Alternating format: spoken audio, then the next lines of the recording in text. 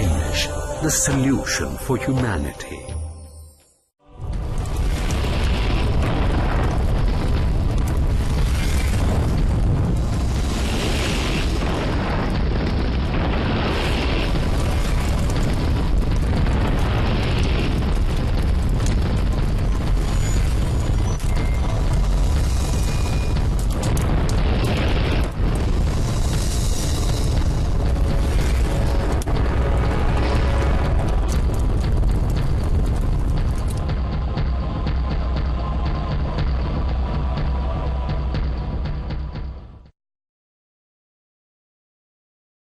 Bismillahirrahmanirrahim. Assalamu alaikum rahmatullahi barakatuh, and welcome to another episode in the series, The Cross Questioned.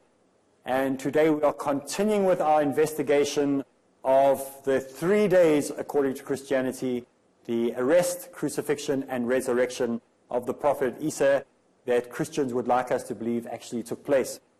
And as we've investigated in this series, that we do not, as Muslims, agree with anything about the explanations that have been given in the New Testament of the crucifixion and resurrection of Jesus. But that is a separate issue. What we are looking at now is what the actual text says, and we're giving viable, better solutions to the interpretation of these verses. Because a Christian is trying to make you believe that this is what the text means, and we can show you with other versions or other explanations that are more credible than the one they're offering. If we can do that, that means the text is unreliable.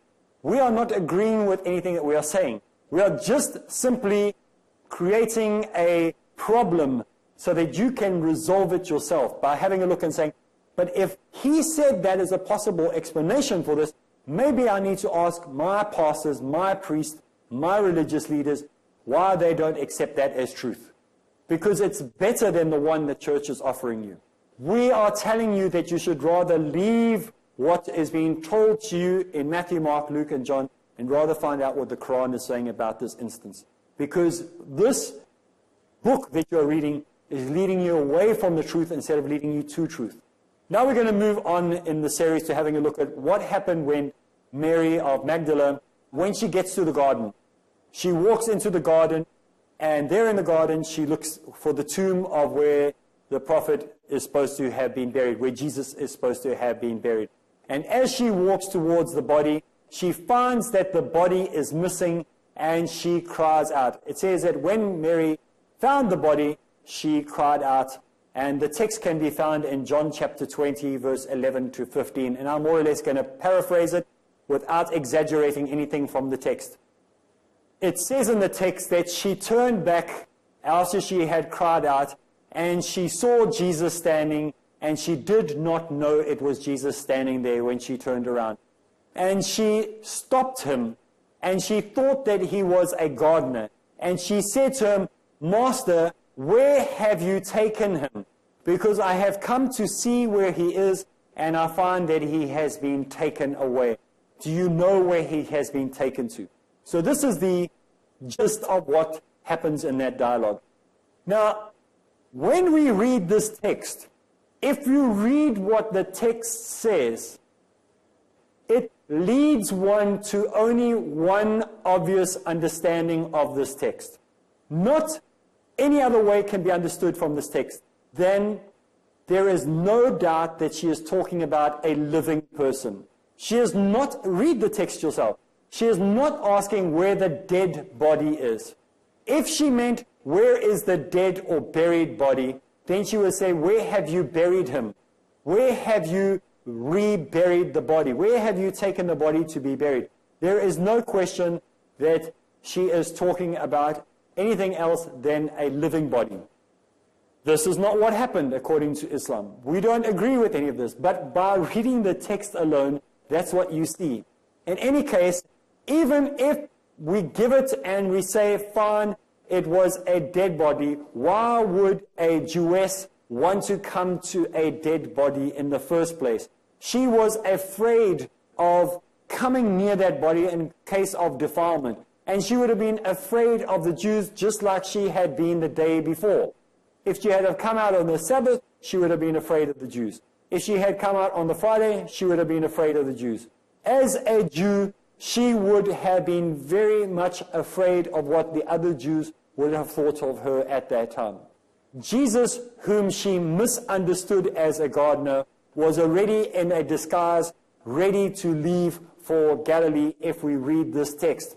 The fact as well that creates more doubts in the story is that the fact that Jesus, whom she knows so well, is standing there and she's unable to recognize him. She looks at him and is unable to see that is him.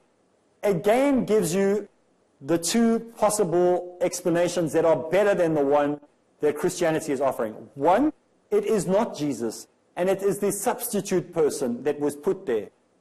Or, two, it is another person who was caught on the way of maybe covering up or cleaning up the scene of where this body was laid.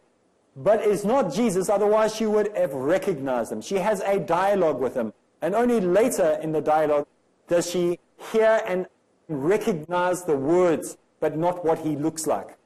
Perhaps this all happened in such a way that she was in a state and she could not actually see what he looked like, but that is very, very unlikely. The earlier Gospels tell us that the people were already on their way to Galilee, so we don't have in the earlier Gospels this whole account of coming there. Another interesting thing is, why was he fully disguised? Why does this writer write that he was fully disguised? What does that mean? Did it mean he had a covering over his face? Did it mean he hid the markings that were on his wrists or his feet? What does this mean he was fully disguised? When people are told that in the Quran it says that he was made to look like Jesus, Christians say, that's craziness. We would never believe that. Who would be fooled by that? And yet, in the New Testament, we have similar terminologies used where it says he was fully disguised. If he did go from this point where he was in his full disguise and he walks on the road to Emmaus with those other two that we find about later on the way to Galilee, again, the people were unable to recognize him because, again, he was fully disguised. Even when he appears to his disciples and he shows them his hands and his feet, many of them did not believe, perhaps because he was still in his fully disguised state. What does fully disguised mean? Maybe fully disguised is a better way of saying it wasn't him. So there are lots more feasible explanations than the one that has been given in the New Testament, which is very, very hard to pull off if you try to say it was Jesus but they didn't recognize him. Not likely. These are people that were with him day in and day out. They hung on every word he said. Not a syllable came out of his mouth that they did not hang on to. They were hero worshippers. Christians want us to believe that he claimed at that time that he was the Son of God. I doubt that the disciples believed that. But we are led to believe by Christianity that they believed that. How would they not know? How would they not believe that it was this messenger that was with them right there in that garden? It's not possible to believe that explanation. The only explanations that are feasible is that it was a substitutional person that was put on the cross, and it's that person that they saw, or it was somebody else that they saw and was not Jesus, who was trying to pull off some type of scenario act, whatever it might be. That is more believable than the one that has been proposed by the Christian today. Much more likely to have happened. But what about the story in John chapter 11, verse 44? Remember that Lazarus had been raised and he got out of the tomb in his burial clothes. Remember it says that he walked out in his burial clothes. So he was like mummified. Maybe he would have been like, his feet would have been walking like a penguin. He wouldn't be able to take big steps because he was wrapped up in the clothing. So you can imagine this, like those horror movies, oh, walking out of the grave. Not that I'm trying to belittle it or mock it. I'm just trying to put a picture in your head. That's how Lazarus comes out of the grave as recorded in the Bible. Now, if Jesus left his linen shroud behind, as the Catholics would like us to believe in the shroud of tunic, all the strips or whatever the burial material might have been where he resurrected, in the sepulchre where he left them, in the grave where he left them, where did he get his new clothes from? Especially when his clothes had been already divided, when we looked at previous episodes, into 4 equal parts by the people that were casting lots to take his clothing. So he had none of those clothes. He was naked on the cross. We know for a fact he was naked. There was nothing on him. We know this from the text itself. When he gets put into the grave, he is wrapped in strips of cloth, or, if you want, the linen, or whatever it might be. But in the narrative it says, all that was neatly folded there. So he had nothing. He was naked again. So where does he get new clothing from? How does he get this clothing? Unless the angels brought him a new change of clothing from heaven. And this might have been expected for someone who is very, very important, like we have in the story of Superman, where Superman has these special clothes that come from Krypton. Maybe in the same way, these angels bring him special clothes, and maybe they are provided for him, and they give him the ability to walk through walls and to be able to be in upper rooms. Maybe the clothes give him that special ability. But if that is the case, then he is spirit body and not human anymore. And so this provides a whole new set of interesting questions that we have to look at when we're looking at the story of the supposed resurrected Christ. So the new clothes scenario is one that makes you think even more about this whole question of what happened at the crucifixion. Well, let us now take a quick break, and when we get back from the break, we'll continue, inshallah.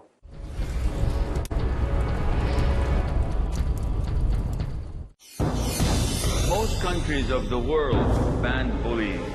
They fight it in their schools and universities.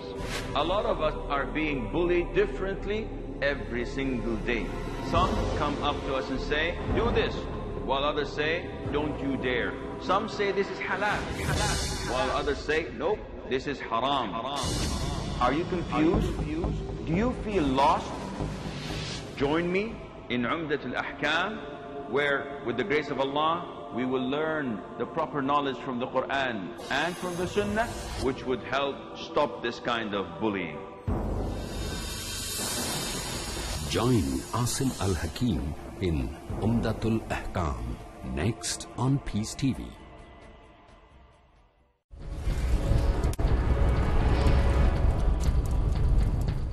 Bismillah ar-Rahman ar-Rahim. Assalamu alaikum wa rahmatullahi wa barakatuh. And we are continuing with our series, The Cross Question. Before the break, we're talking about these clothes that magically or miraculously appeared. And we said, where did he get these clothes from? He had no clothes on when he was buried. He was wrapped up in material. So where does he get his new clothes from? And the clothes must have been odd clothing, whatever the clothes might have been, because Mary, when she sees him, thinks that he's a gardener. So they must have been different to the average people if she thought he was a gardener. But anyway, we finished with that point. Now we're moving on. During the same point where he comes out with these transfigured clothing, or this special clothing, or this gardener's clothing that he had on, Mary Magdalene did not recognize Jesus in the beginning. When Mary Magdalene recognized Jesus in his gardener clothes, she then wanted to touch his feet. Now, when she suddenly realizes that who he is, for whatever reason, we don't know, she is stopped from touching him. And in John chapter 20, verse 17, he says, do not touch me, or touch me not, for I am not yet ascended to my Father. I have not moved up to my Father. Ascended means to move up. So in John chapter 20, verse 17, she wants to touch him, and he says, don't touch me, for whatever reason we don't know. By this he did not mean to say that she could not touch him when he was going to ascend, or because he still needed to ascend, or anything like that. What could he possibly have meant when he said that? Do not touch me, for I have not yet ascended to the Father. What could he mean by this? What does he mean by ascending? Surely, if he really had this supernatural, mystical body that we are now led to believe from the New Testament, something miraculous must have already transpired in his physical body if he's able to walk through a closed tomb. Remember, the tomb was closed, and when they opened the tomb, it was empty. So he had already come out of the tomb while the stone was still in front of it. So he's already got a mystical body. So he says, don't touch me yet because I have not yet ascended to my Father. How does he get this body? Are you confused? Well, I'm confused as well. How did this all happen? Well, perhaps what is actually meant by this dialogue, it's an offer of an alternative theory. Not one that Muslims agree with, not ones that Muslims believe, but an alternative theory nevertheless. Better than the theory that is offered by Christians saying that he had to first ascend and then come down because his body was still spirit, or it wasn't fully flesh, or whatever the story might be. I'm going to offer you an alternative theory. Perhaps what he actually meant to say, and it's easy to translate it this way from the text that we find in the Greek, where the Greek might have taken it from the Aramaic, because once you take it from one language and move it into another language, you lose the sense. I'll give you a quick example. In my country, we have a language called Afrikaans. We have lots of languages in my country. It's like India, lots of language, lots of dialects. We have something called a double negative in Afrikaans, which is like Dutch. And there's a sentence that goes like this. You're not going to understand it, but I'll translate it directly, and then I'll translate it the way it actually says. It says, Ek wil nie stad toe gaan nie. Translated directly, I never ever want to go to town. The actual translation is, today I don't want to go to town. Because there's something called a double negative, you would make it never ever, or absolutely never. If you didn't understand the rules of that language. In the same way, we could easily understand the text where it says, going from the Aramaic to Hebrew, from Hebrew to Greek to Latin to English, that there could have been a mistake in the translation or the transmission. Or they could have been accurately translated exactly right, and this is just an alternative theory that I'm giving you. When it says in the text, do not touch me for I have not yet ascended to my Father, could be understood to mean, and this is maybe what he actually meant, don't worry, I am not dead, I am alive. I did not die, but please do not touch me because it hurts. This is just as acceptable as what the theory is of don't touch me because I have not yet ascended to my Father. Perhaps he's saying do not touch me because I have not yet healed properly. It's still painful. So when we look at the text, that is a far logical explanation to the one that is given here. Now the apologist is going to scream out at me, and he's going to say, nonsense. But did Jesus ascend at this point? John 20 verse 17 says, do not touch me for I have not yet ascended to the Father. But he doesn't ascend to the Father. We don't hear him ascending to the Father. So he doesn't. So this text is wrong. So it's more likely that he's saying, don't touch me, I am not dead, but it is painful if you touch me. That is more like, don't touch me now, it is painful. Then, don't touch me now, I have not yet ascended to the Father, which he doesn't do. If he said, don't touch me now, I'm going to ascend to the Father, that's what you would expect to happen. Doesn't happen. We're going to get to the ascending part just now, where we're going to deal with that in more detail. What about on the road, where Jesus has now got this transformed body, or whatever it might have been? While he is in this transformed body, or these special garments, whatever it is that he has on, the disguise of Jesus in his gardener clothes must have been very good, so that his own disciples could not recognize him on the road. Maybe it's similar to Superman and Clark Kent again. I mean, many of my friends used to rip me off, used to joke at me and laugh at me, and they'd say to me, how can you like Superman as a comic? He looks exactly the same. Superman and Clark Kent look exactly the same. All he does is he takes off his glasses, and now he's Superman, puts his glasses on, and now he's Clark Kent. How can you like a superhero like that? It is so pathetic. How can you do that? Maybe In the same way, you're supposed to believe this about the story of Jesus in his disguise, because when he has his gardener clothes on, no one can recognize him. When he has his gardener clothes off, oh, it's Jesus, we recognize him. Maybe it's the same type of thing that we are supposed to believe here. When did they recognize him? How did he disappear and reappear from one place to the other? How did he transport himself? Does he just fly? Does he hover? Does he able to fold time and space and go from one period to the other? We don't know. The text doesn't tell us. There's no explanation how he gets from point A to B. Why don't they recognize him? He disappears and then he reappears behind closed doors in Jerusalem.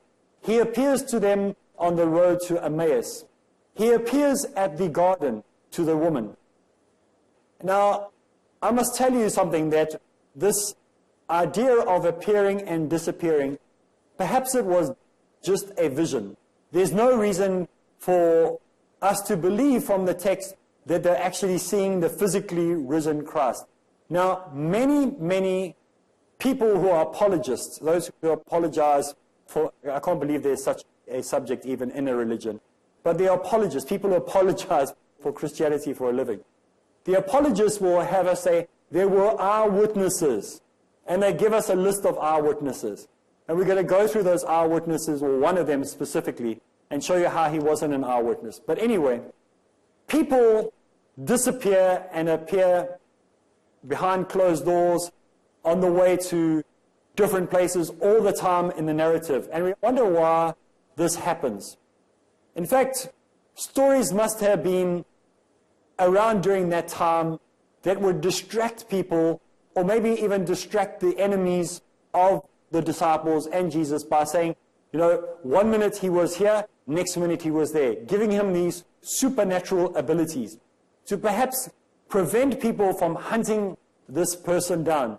Perhaps this whole idea of appearing and disappearing, having a body that you can't touch, because if you touch this body, maybe you would be evaporated or whatever it might have been, or you'll be burnt or you'll be incinerated, was a way to keep people from accosting Jesus or the person who was actually put on the cross. Maybe this was all just a story created to put fear into people from trying to hunt down or look for or search for this Jesus. So that's why these stories were added into the New Testament. Maybe these were just concoctions to distract people, to distract the enemies from persecuting the survivors, those people like the disciples and the mother and the family of Jesus. Perhaps none of this ever took place, and it's more likely that this was a concocted story, a made-up story to prevent people from doing this type of thing. So that makes more sense to me than the one that we have given in the narrative of why he appears and disappears. How does he get there? Nothing is given. Surely if he was able to be in one place and another place, some of the disciples would have explained this. If he was able to fly or hover or whatever, somebody would have mentioned it. It's an important piece of the narrative, far more important than eating a piece of fish, far more important than standing in the garden while the stone is rolled away. That has no significance to the story. The significance of the story is that somebody's dead and raises from the dead, or that he is able to be in one place and the other. How does he get through wars? How does he get to these different places? This is far more interesting, but we're not told anything. We don't know anything. So it is more likely that it's all just made up to put fear into those people that would want to punish, those people would want to hunt down, those people would want to persecute the early disciples or those disciples that were around, to create a mythology, to create a fear around it. These stories all came in. Nothing to do with Jesus. It really doesn't have any point in the story anyway. It doesn't make any difference to the story. If you're going to appear to someone, why don't you appear to Herod? Why don't you appear to Pilate? Why don't you appear in other countries to political leaders of those countries? Why bother appearing to disciples and people like that? They're not going to help your credibility. No one's going to believe it. Well, our time is up. We have to carry over until next episode. So make sure you join us same place. So for me, Areeb Islam, Assalamu alaikum wa rahmatullahi wa barakatuh.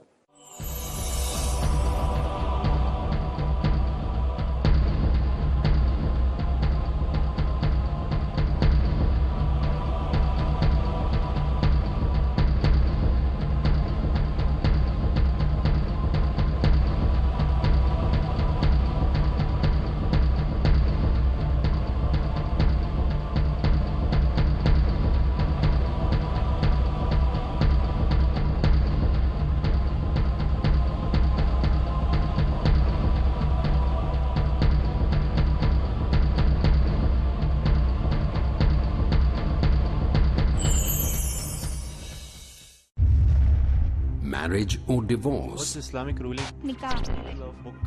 solution or problem, heaven or hell. There is a misconception. You choose.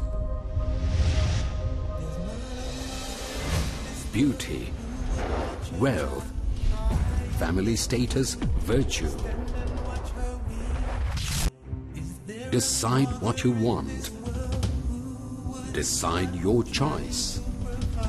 Be sad or be happy. It's your choice.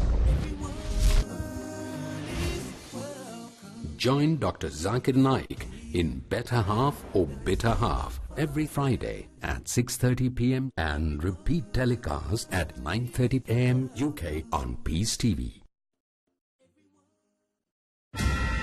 Explore the options. Match the qualities. Assure the success. What happens at school, or more specifically, what happens inside the classroom.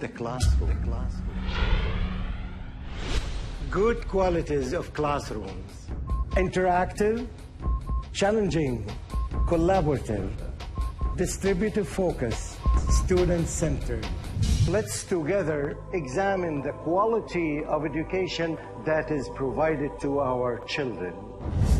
To judge this quality precisely, join me on Peace TV. Join Dr. Mamdou Muhammad in Teaching at School every Monday, Wednesday and Friday at 4 p.m. and repeat telecast at 2:30 a.m. UK on Peace TV.